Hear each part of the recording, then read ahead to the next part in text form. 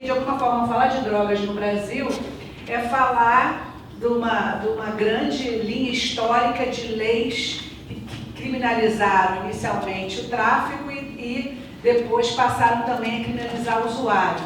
Ou seja, esse contexto de como vamos lidar com essas substâncias do Brasil sempre foi de alguma forma naturalizado, sempre, eu vou dizer, pelo menos, né, nos últimos 100 anos, de alguma forma foi naturalizado com sua conexão com o sistema proibicionista que envolvia essencialmente a justiça criminal, né? Então, embora a gente tenha, de fato, longa história de não proibição no Brasil, o fato é que esse sistema internacional nos últimos 6 anos impactou dramaticamente o nosso cotidiano e o nosso sistema de justiça aqui no Brasil.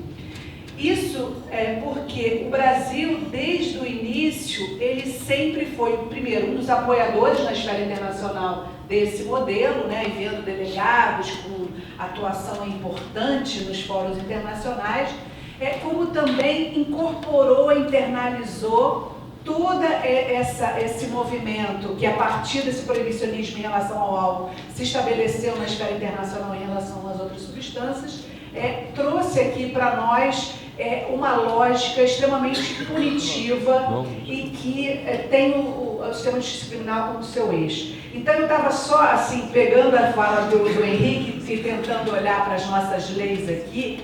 É muito interessante a gente observar que o nosso primeiro decreto em 21, você vê, né, como é que nós estamos sempre olhando para os Estados Unidos e tentando também aqui no nosso sistema seguir esse modelo. Então, em 21, a primeira criminalização do tráfico, um decreto que falava na cocaína e do ópio como substâncias proibidas. Tivemos, em 1930, na década de 30, a inclusão da cannabis desse rol e sempre trazendo para o direito penal uma estratégia de buscar uma população saudável, de termos uma norma de regulação que estabelecesse determinados comportamentos.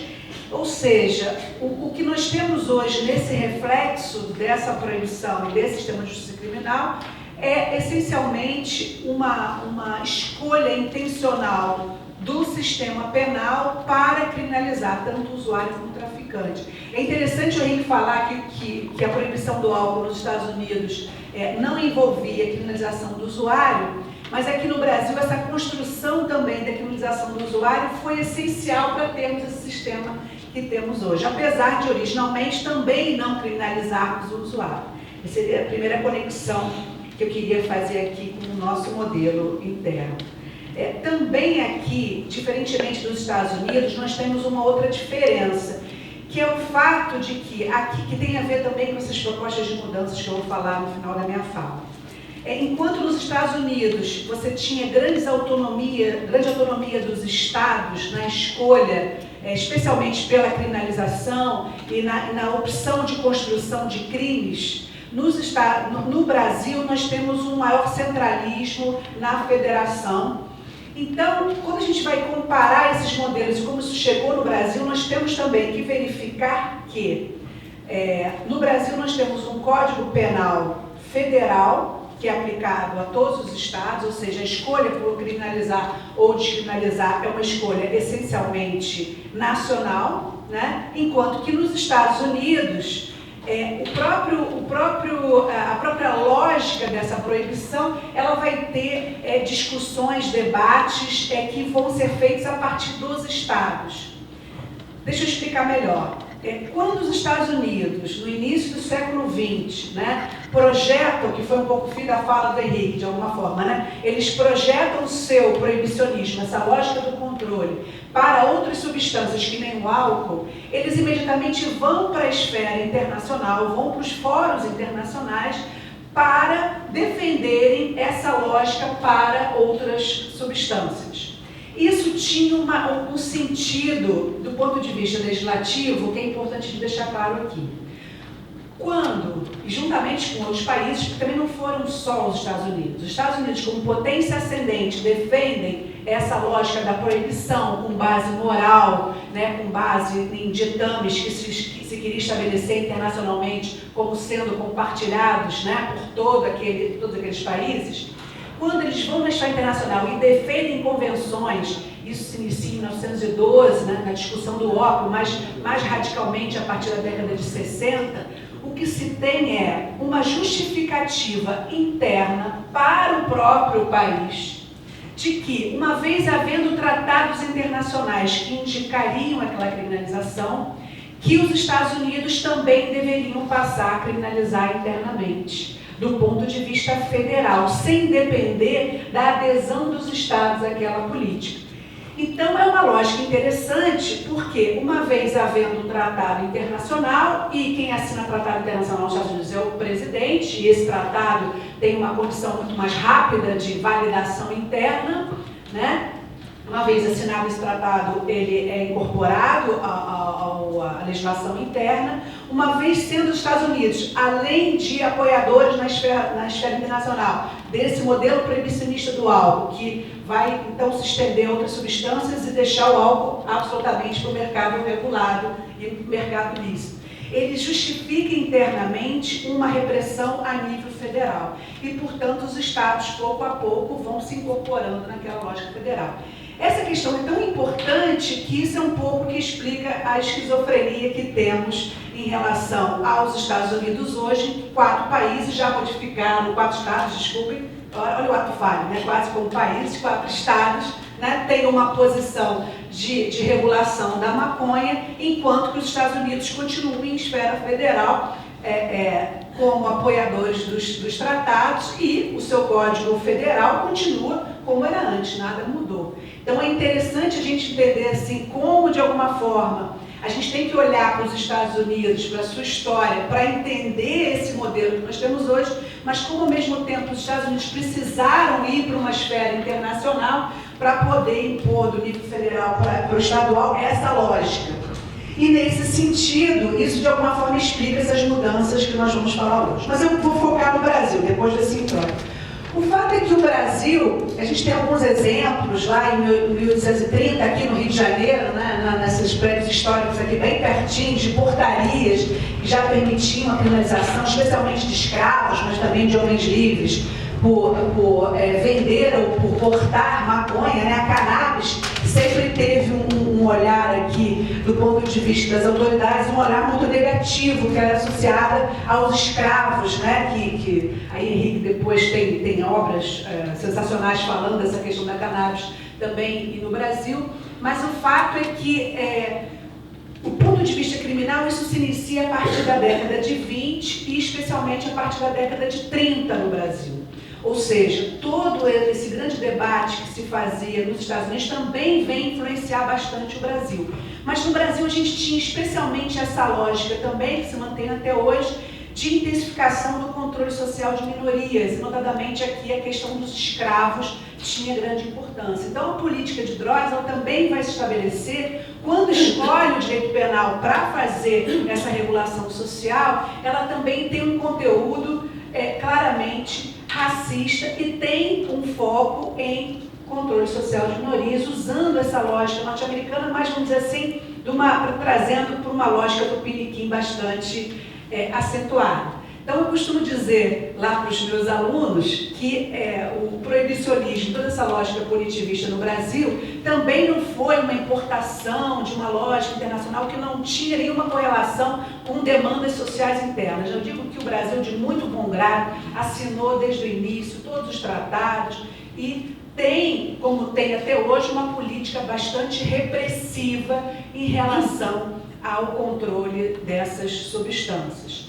Tanto é que quando eu, na minha tese, que eu estudei esse tema das drogas, o meu objetivo era entender como que foi a escolha do modelo de controle sobre aquelas substâncias que teve um peso tão grande do direito penal e da repressão, né? Porque se fez essa escolha desse modelo numa perspectiva internacional, a gente pode falar de interesses geopolíticos, como vários elementos que são bastante conhecidos, né? A escolha do que vai proibir, do que vai autorizar também é uma escolha política acima de tudo, mas o fato é que o Brasil se adequou perfeitamente e seguiu fielmente esse modelo internacional e incluiu nesse modelo internacional. Dizem que a inclusão de maconha na convenção, na segunda convenção, no ano de deixa eu ver se eu anotei aqui, bom, depois eu digo o ano, mas assim, nessa década de 30, a inclusão da maconha no rol das substâncias proibidas internacionalmente teve uma grande participação de um brasileiro junto com um egípcio,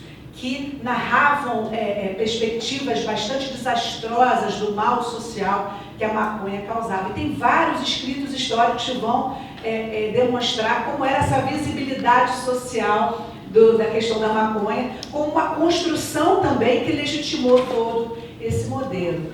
E aqui é interessante também, quando a gente vai diferenciar esse aspecto internacional para o aspecto interno, que um grupo social que sempre se esforçou muito também para o fortalecimento desse modelo proibicionista no Brasil foram os médicos, né? Estou aqui, Chico Inácio, que foge à regra, mas o fato é que aqui no Brasil, do ponto de vista dos médicos, né, dos profissionais da saúde, sempre apoiaram e sustentaram muito esse modelo de controle penal e essa perspectiva da proteção da saúde pública por meio da repressão, por meio da interdição e criminalização desses comportamentos, é o que essencialmente caracteriza o nosso modelo. E eu poderia historicamente aqui fazer uma breve pontuação de todas as leis, para a gente entender o momento atual, mas eu prefiro focar em duas, né, em dois momentos anteriores à da nossa lei atual. O primeiro foi um dos primeiros decretos emitidos em 1968, que foi da equiparação do usuário ao traficante, né, feito pela ditadura militar. Ou seja, como também os momentos ditatoriais, os momentos de redução de direitos, se a gente for olhar na nossa história, também na história da criminalização das drogas, perpassam por um encrudecimento da repressão. E a distinção entre usuário e traficante, nesses momentos, ela é sempre reduzida com o objetivo nítido de ampliação do controle social e, claro, ampliação na quantidade de pena a ser aplicada.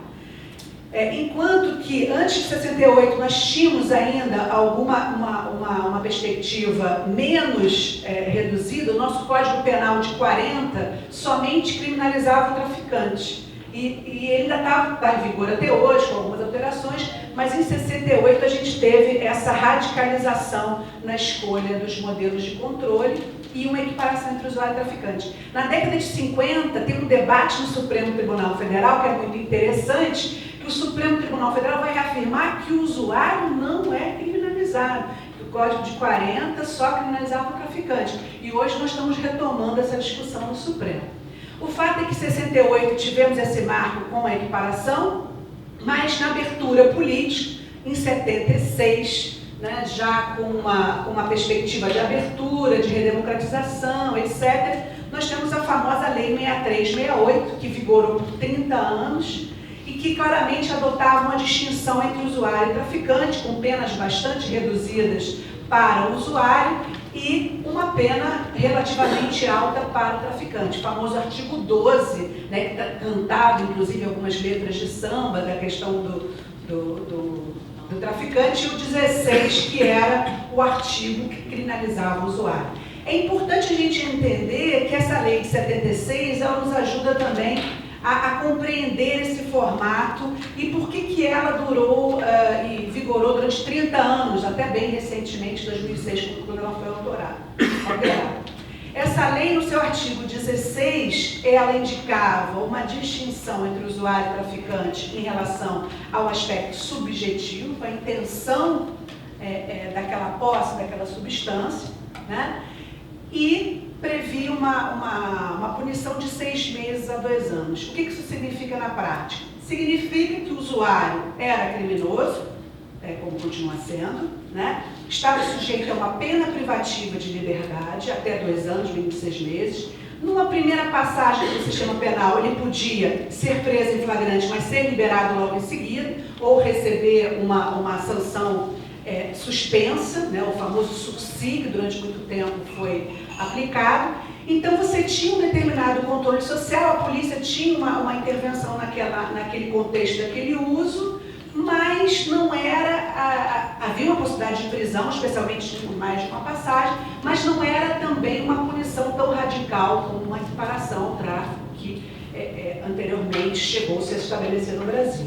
Por outro lado, nós tínhamos a figura do traficante, no artigo 12, com praticamente os mesmos verbos identificados nas condutas do usuário, porém o traficante, por exclusão, seria todo aquele que não foi considerado usuário. Então, essa construção em 76 ainda é bem próxima dessa lógica que a gente tem hoje. Se diferencia o usuário e o traficante, uma perspectiva do seu aspecto subjetivo, de qual era a intenção. Se a intenção para consumo pessoal, ele está portando determinada substância, então ele é usuário. Ele pode estar submetido a algum tipo de tratamento, algum tipo de medida administrativa também, que vai ser pensada numa outra esfera, mas essencialmente ele vai ser uma pessoa sujeita ao controle penal até 2006, com possibilidade de pena privativa de liberdade. E o traficante, na época, uma pena mínima de 3 anos, um máximo de 15, mas sem nenhum elemento subjetivo. Por que eu quero dizer isso? O conceito de traficante no Brasil, e isso também ainda se reproduz nessa lei atual, não implica numa intenção de comercializar ou de ganhar lucro, por exemplo. A forma como a lei é redigida é o mais aberta possível para poder incorporar diversas situações, inclusive ceder ainda que gratuitamente. Então, ceder ainda que gratuitamente está previsto no artigo 12 com a possibilidade de tráfico.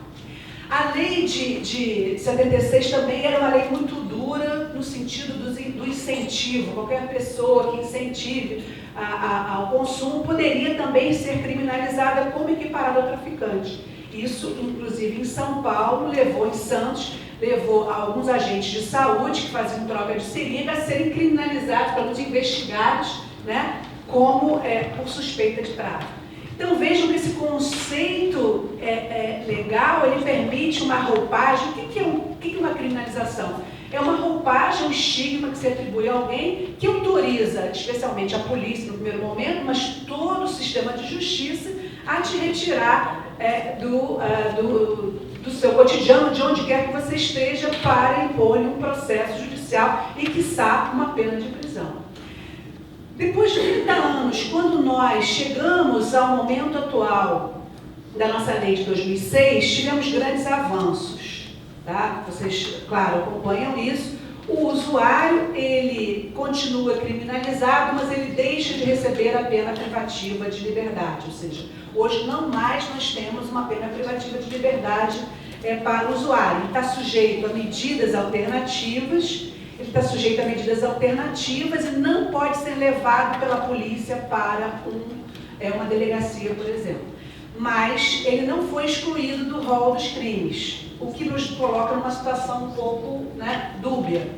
Mantivemos, por outro lado, toda aquela estrutura que eu narrei de 76. E, em relação ao traficante, ainda aumentamos a pena mínima para 5 anos, prevendo alguma possibilidade de redução. Desse contexto legislativo, o que nós temos hoje?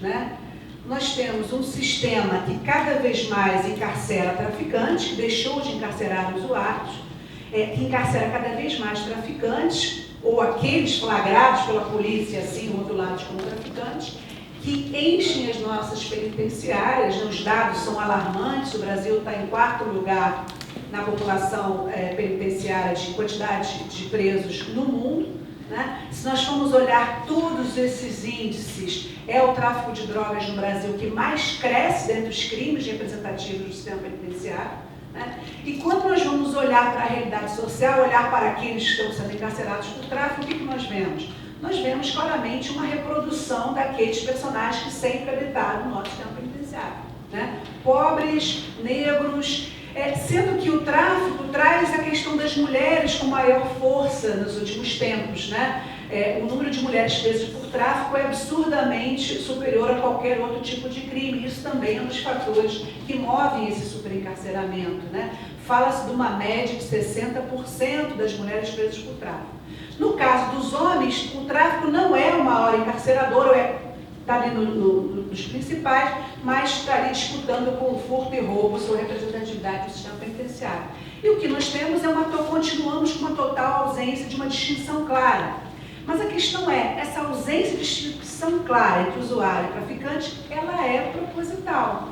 Né? Não estabelecer quantidade, não detalhar essas duas condutas como uma forma de ampliação do controle social, é uma estratégia pensada desde o início dos tempos. Né? O nosso grande debate hoje é que se atribuiu ao sistema penal essa função de lidar com a questão das drogas, de trazer uma solução para um problema que é detectado de algum abuso, que não é majoritário, mas esse abuso ele é trazido para o direito penal como forma de resolução desse conflito. Nós temos um sistema penitenciário absolutamente sem condições, já denunciado por entidades internacionais, e temos uma política de drogas punitiva que é o motor desse superencarceramento. E, voltando aí nesses minutos finais, a gente falando um pouco de Brasil, olhando o resto do mundo, nós vamos ver que também a política de drogas, especialmente nos Estados Unidos, é um dos motores desse encarceramento. Nos Estados Unidos tem mais de 2 milhões de pessoas presas e as penas, inclusive, são mais altas que as penas no Brasil, especialmente para o crack. O que nós vemos hoje é o governo Obama, diante daquele quadro, nesse segundo mandato, tomando medidas que eram consideradas admissíveis há um tempo atrás, redução de sentenças mínimas, que é considerado um dos motores desse encarceramento nos Estados Unidos, concedendo indultos, né? E efetivamente tendo uma proposta da perspectiva da repressão de redução daquela absurda quantidade de pena prevista para o tráfico. E por outro lado, nós temos as experiências de legalização mais conhecidas em 4 estados norte-americanos, iniciado pelo Colorado, e temos aqui também a experiência do Uruguai. O fato é que o Brasil e o mundo, nesse contexto da política de drogas, eu acho que nós temos um momento muito interessante, que é compreender como essa situação está se estabelecendo no Brasil, compreender o que está se colocando internacionalmente e tentar entender também como influir nesse processo. Porque, de alguma forma, esse processo também de crítica, de abertura da política de drogas, tanto no Brasil como nos Estados Unidos, só foi possível porque se rompeu com aquela propaganda, com aquele lobby mais bem sucedido, que dizia Henrique, que foi o que permitiu chegarmos nesse modelo. Tem um colunista de uma revista eletrônica, que se você jogar meu nome no Lattes, ele vai dizer lá, a professora que não acredita no direito penal. A minha postura, mesmo como professora de direito penal, é uma postura crítica em relação a esse modelo, porque das minhas pesquisas o que eu verifiquei é que esse modelo não se sustenta a não ser numa perspectiva simbólica, de dizer como seria um ideal de abstinência e um ideal de saúde absurdamente irreal, mas que na prática nós não temos nenhum indicativo que legitime e possa justificar essa escolha.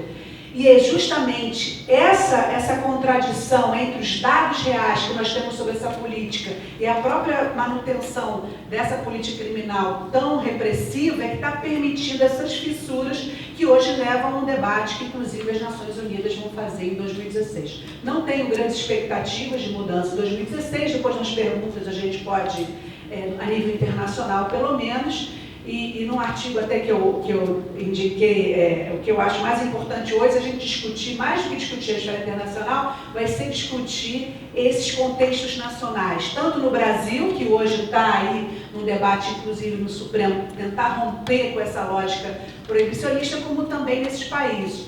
Se vai haver alguma mudança no sistema internacional hoje, o que eu vejo é que essa mudança vai vir a partir dos espaços nacionais. E os espaços nacionais, muitos deles, que vão absolutamente ignorar a lógica dos tratados. Mas foi exatamente essa lógica dos tratados, voltando ao início da minha fala, que permitiu aos Estados Unidos se estabelecerem como modelo repressivo, que depois foi seguido pelo resto do mundo, como também que permitiu ao Brasil, seguindo fielmente a cartilha, o estabelecimento desse modelo. A forma da gente mudar isso certamente vai ser olhando para a realidade, olhando para os países e cada país pensando a sua política. Eu não vejo mais como a gente possa ter uma política internacional tão uniforme, né, tão identicamente construída e adotada como nós tivemos há 100 anos atrás. Eu acho que essa é a grande reflexão que eu proponho aqui para vocês, e nas perguntas depois a gente pode aprofundar cada um desses temas. Obrigada pela atenção.